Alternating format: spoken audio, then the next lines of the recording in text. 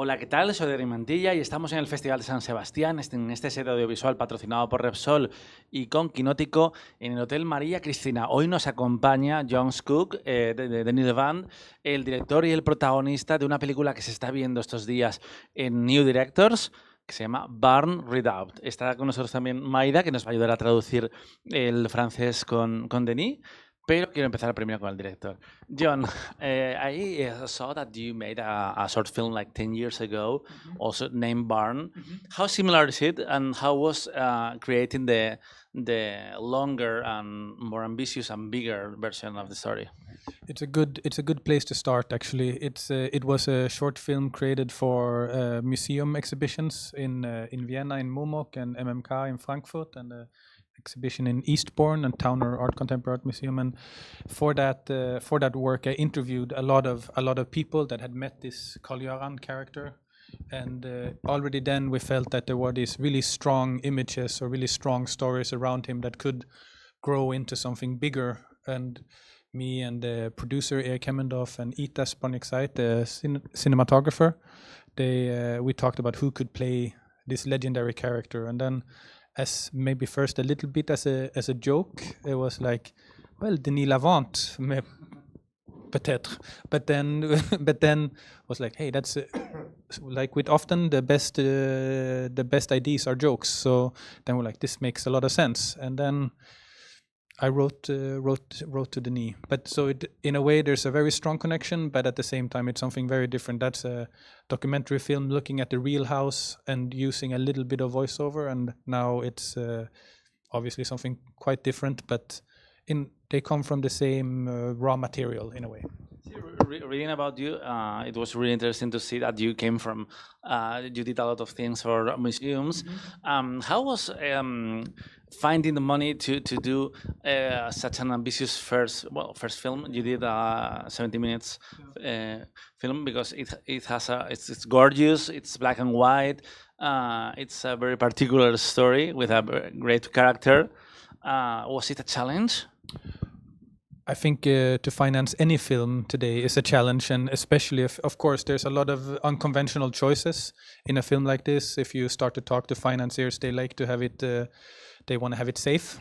They want to, and then there's not, and here obviously there's some choices that might or might not work out completely.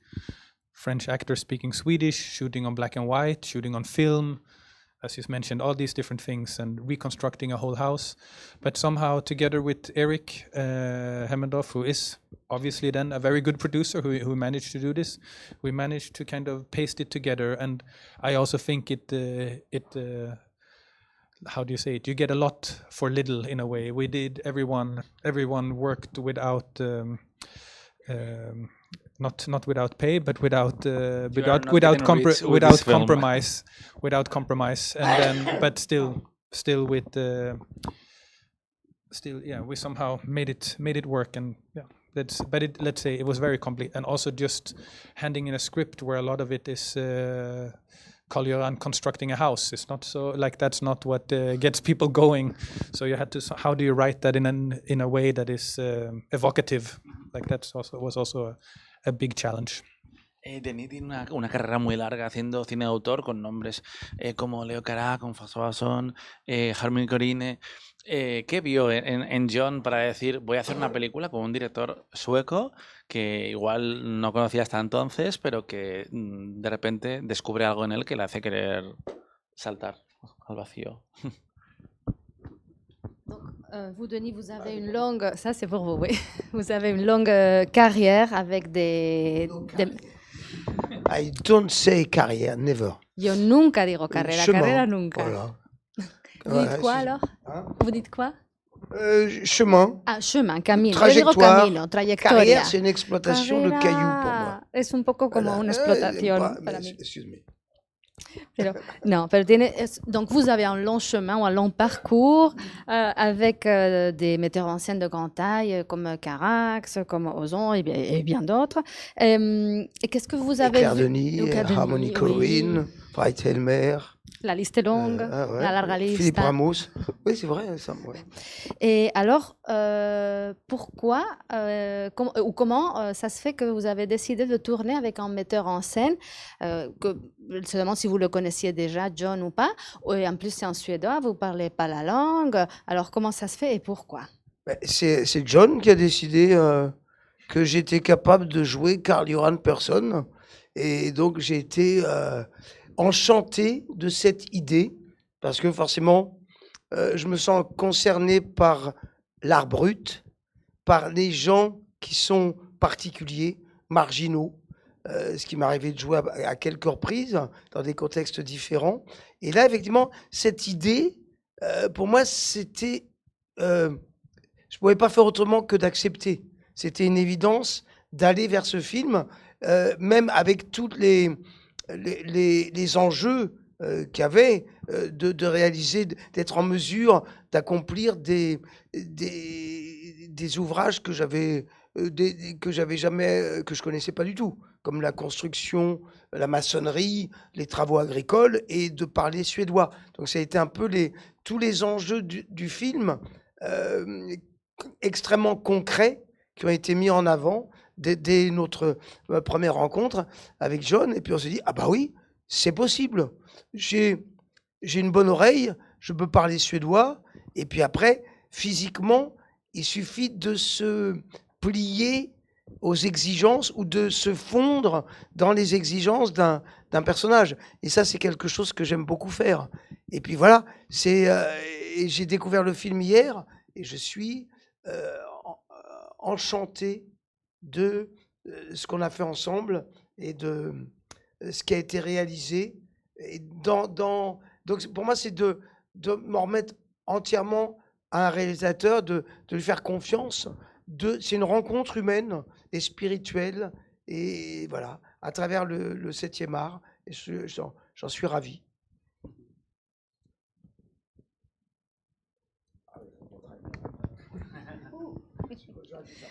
En el fondo es John quien decidió que yo era capaz de hacer todo esto, y yo me quedé encantado.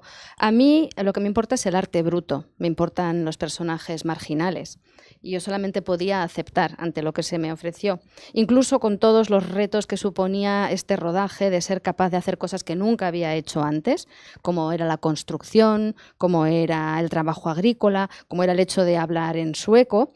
Así es que los retos, que eran bastante concretos, quedaron patentes ya desde nuestro primer encuentro. Y yo dije que sí, porque pensé, bueno, yo tengo oído, esto del sueco lo puedo hacer. Y basta, en el fondo, para mí basta con fundirse un poco con las exigencias del personaje. Y ayer es la primera vez que vi la película y bueno, quedé encantado. Yo lo que hago es entregarme al director, y al fin y al cabo para mí este trabajo es un encuentro tanto humano como espiritual a través del séptimo arte. Karl-Görna is such a fascinating character. What did you see in him that made you think of Denis? That is a very good question. I mean, we knew already when we talked about it. We knew there would be a lot of these construction scenes and a lot of physical work in the film, and when we started thinking about the need, that really fitted this way of like all his different super skills or talents of both choreography but also mime or different, like it just somehow made a lot of sense for his way of acting. So that's one thing. And then when we started thinking about it, also the other thing that really made sense was this thing of Karl-Görna as an outsider, and in this little village. And then, of course, Denis being a movie star, or at least not a movie pardon, but a part of film history at least, and the current. And in this group of people that are all, there's not so many actors. Most of them are what do you say? They're not professional actors, so there's this also an outsiderness, and of course being French in Sweden and so on. So he automatically also ended up a little bit as an outsider, in spirit and in practicality. So that was some of the reasons that really for us it made sense, and in a way, I think there's something when you start to think about a person to portray a character and you somehow start to believe it. It's very hard to imagine someone else, and also we wrote this because we were, as we said, in contact before. So the script is really written with all of this in mind of Denis doing it. So it's like for Denis, for Karl-Görna. So that's yeah.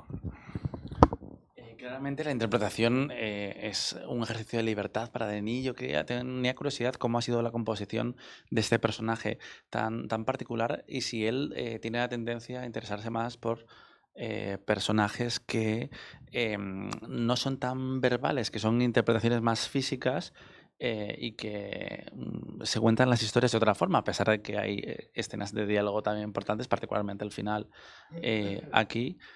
Si le llamaba la atención eso a ese ejercicio de libertad de composición con alguien como Karl. Alors pour l'interprétation de ce personnage de Karl, il pense que c'est vraiment un exercice de liberté. Comment avez-vous créé ce personnage et est-ce que vous aimez particulièrement les personnages qui s'expriment sans parole? D'une manière plus physique peut-être, même si ici c'est vrai qu'il y a des dialogues aussi à la fin et tout, mais comment était cet exercice de création du personnage et cet exercice de liberté? Karl-Görna, c'est plus qu'un personnage, c'est quelqu'un qui a existé et qui a vraiment réalisé cette œuvre qui existe, que John m'a fait visiter à notre première rencontre, où il y a vraiment ce monument en béton, en mur très très épais, qu'il a construit tout seul. Donc c'est un être humain qui a vécu dans un passé pas tellement lointain. Et pour moi, c'est une énorme responsabilité d'endosser un tel caractère.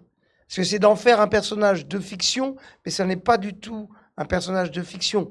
C'est comme ça m'est arrivé par le passé de jouer Francis Bacon au théâtre, ou d'incarner Céline, Louis-Ferdinand Céline. C'est brusquement, il y a quelque chose qui se place pas simplement dans la fiction, qui est ancré dans la réalité. Donc c'est d'être à la hauteur de l'être, du vivant que ça a été. Mais pour moi, c'est passionnant. C'est un enjeu, c'est-à-dire c'est quelque chose qui se construit comme généralement un personnage dans un film, jour après jour, et dans le désordre. On ne peut pas être prêt, comme au théâtre, à jouer toute la trajectoire d'un personnage. On le découvre, on dit « Ah oui !» Et si vous voulez, et avec beaucoup d'appréhension, parce qu'on se dit, moi je me dis, oui, il y a des choses qui ne sont pas faciles à faire. Comme de faire toute une scène en parlant en suédois, en battant le blé à l'ancienne, avec un fléau, ou à trimballer des rails de chemin de fer extrêmement lourdes. Il n'y a que des choses qui sont des enjeux physiques, mais c'est formidable, parce qu'il n'y a plus à penser à un personnage. Il y a juste à être le plus possible au quotidien, dans le présent, dans les gestes qui vont définir ce personnage. Et l'attitude va d'elle-même. L'attitude physique et l'attitude du visage se plient à ces exigences. À tel point qu'il y a une scène où je suis en train de coudre en disant, en parlant en suédois, en disant la petite, en disant par cœur la petite fascicule Om Kriget Kommer, la petite brochure qui a été distribuée par le gouvernement suédois, pardon, à tous les gens, et que Karl-Görna avait réellement appris par cœur. Et là, avec la pratique de la langue suédoise, plus la concentration, eh ben, j'arrive, moi, en sachant que j'ai joué, à voir un personnage, à voir une entité qui apparaît, à voir un Suédois, alors que je sais très bien que j'ai tourné ça 2 ans auparavant. Et pour moi, c'est là qu'on atteint la magie du cinéma, de l'image, de l'interprétation, et du contexte aussi qui peut faire émerger cette personnalité. Et pour en terminer, le fait de jouer un personnage qui est taiseux, qui est mutique, ça ne me dérange pas du tout. Parce que pour moi, le jeu n'est jamais passé uniquement que par le verbe ou la parole. Comme j'ai commencé en tant que danseur, mime, acrobate, c'est un plaisir d'être juste là, d'exprimer une densité ou une qualité de mouvement ou de construire des lignes dans l'espace. Et là, il y avait la possibilité, dans ces cadres formidables en noir et blanc, voilà. À peu près.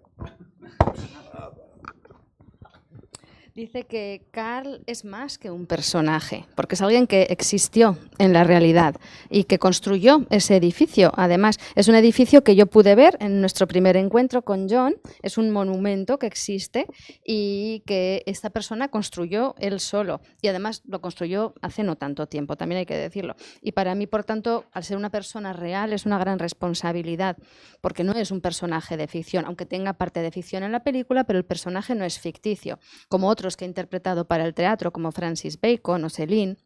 Y al final la cuestión es poder estar a la altura de ser o de representar quién fue en realidad ese ser vivo y que existió. Es algo que me apasiona.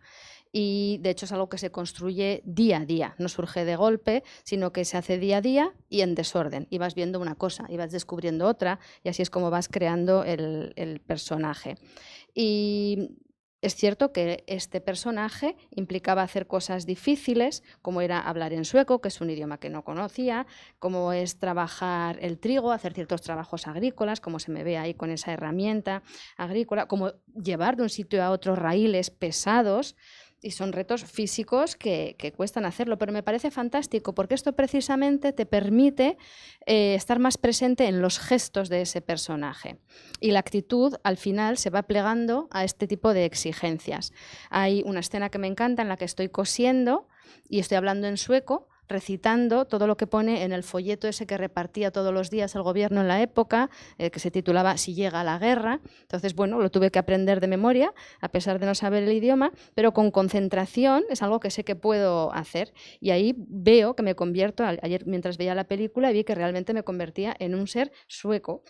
Y esa es la maravilla, es la magia del cine, de la imagen, del contexto. Y lo que preguntabas sobre los personajes mudos es algo que no me molesta nada, porque mi pasado viene de ser bailarín, mimo, acróbata, y por lo tanto para mí es un placer poder crear ese tipo de líneas en el espacio.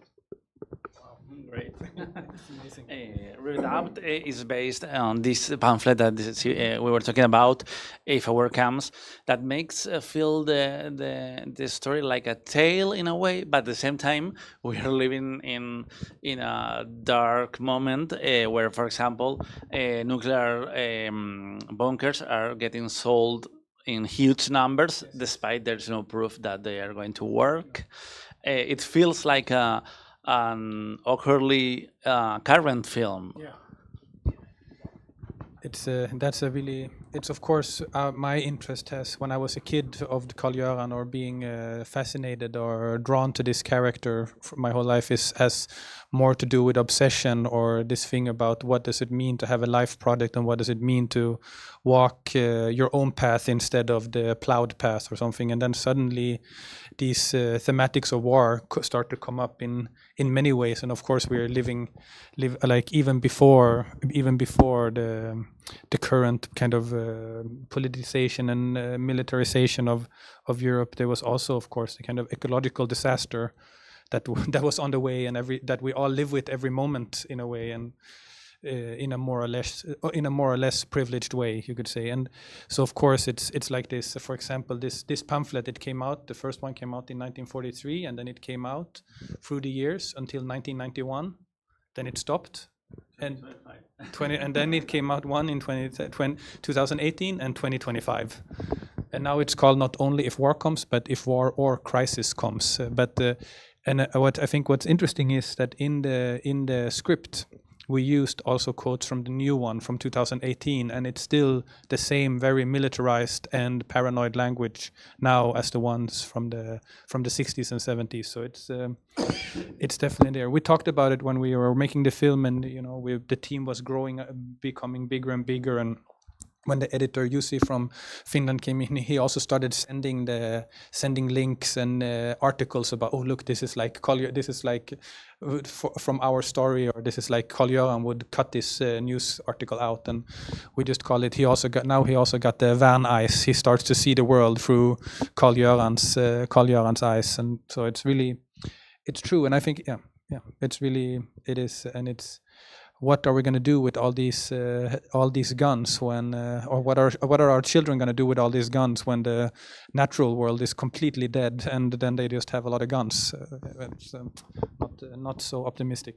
We like to conclude our interviews with a question from Filmin, which is a streaming platform specialized in auteur cinema, which is, what film would you recommend to your 18-year-old self? To my 18-year-old self? Yes. And why? You should ask Denis the same. La question qu'il pose pour une plateforme filmique, aussi de cinéma d'auteur, est quel film recommanderiez-vous à vous-même quand vous aviez 18 ans? Ah ah.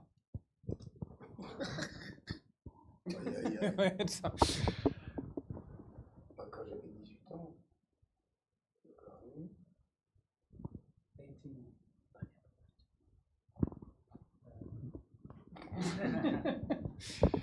So something you should. I wish I. Something you. So you mean that something that that I wished I saw when I was 18. Yes. Yeah. C'est un peu ce que vous auriez souhaité avoir vu quand vous aviez 18 ans. J'ai compris. C'est pas facile comme question parce que. I remember speaking. Maybe I can say end with an anecdote instead. Cool. And that was when I was, but I think I was younger. I was probably 16, and there was this in this little cinema in the town where I went to high school, and they had this Thursday film club. And then one evening there was what is it called? The Lovers on the Bridge on Pont-Neuf. And it was the most terrible. I was completely. I had never seen love described in this way, so I was absolutely devastated from it. Not really in a good. It took me many years to be able to see it again. So maybe I would have recommended that I saw it when I was 18, not 16. So I was too young to see love depicted in that way. So if that's okay to answer it that way. It's okay. Thank you. Merci. Estos días podéis ver Redoubt aquí en San Sebastián, y nosotros seguimos aquí con más entrevistas en Kinótico en este espacio patrocinado por Repsol. Muchas gracias.